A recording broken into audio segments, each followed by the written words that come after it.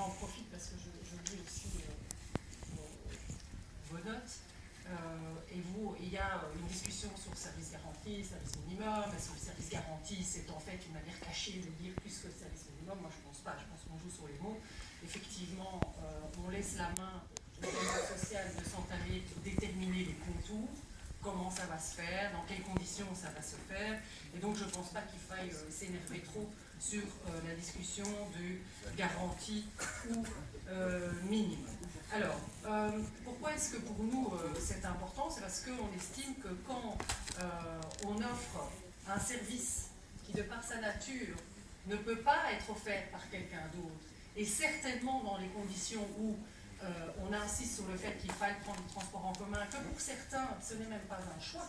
Ce n'est même pas un choix de prendre les transports en commun, parce qu'on fait toujours l'alternative voiture-transport en commun. Pour beaucoup de gens, il n'y a pas d'alternative possible. C'est les transports en commun ou rien du tout.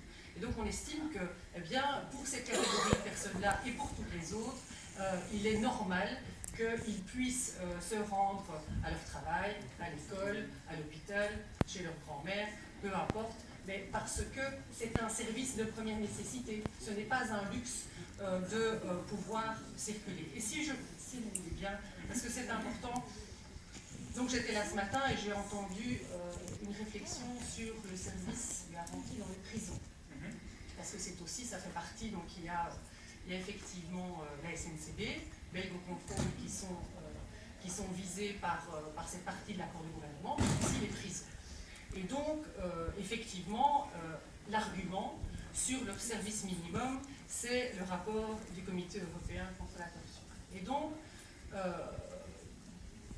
on nous reproche, quelque part, on reproche à ce gouvernement d'utiliser en fait une partie du rapport européen contre la torture de manière favorable et de laisser tomber le reste pour pouvoir uniquement organiser ce service minimum parce que dans les syndicats dans les prisons à la SNCB et chez Belgocontrol seraient les plus tenaces, les plus engagés et que donc l'objectif du gouvernement, mais je vous garantis que ce n'est pas le cas, ce serait de s'attaquer à ces syndicats-là par le biais de ce service minimum. Moi, je veux quand même vous dire qu'en ce qui concerne les prisons, puisqu'on a déjà suffisamment parlé du transport, le rapport du Comité européen contre la torture a expliqué qu'il y avait un problème de surpopulation dans les prisons.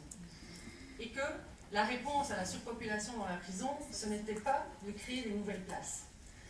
Les nouvelles places et les nouvelles prisons qui seront construites et qui sont dans le master plan et c'est dans le pipeline en Belgique, ça va répondre à la problématique de la vétusté des prisons. Cette problématique, elle a été aussi mise en avant comme un des problèmes que la Belgique devait régler, la vétusté des prisons. C'est pourquoi il y a un master plan sur lequel on travaille, ainsi que de nouveaux complexes pénitentiaires. Au niveau de la surpopulation des prisons, ce que le Comité européen contre la torture dit, c'est que quand on crée plus de places dans le système pénitentiaire, il y a plus de personnes emprisonnées et que donc c'est un espèce d'effet boule de neige qui ne se règle jamais. Et donc pour ça, eh bien, il y a le plan justice qui prévoit la suppression des peines de prison de moins d'1 an, qui prévoit la libération conditionnelle automatique à la moitié de la peine, qui prévoit la surveillance électronique pour les détentions préventives passibles de moins de 3 ans de prison.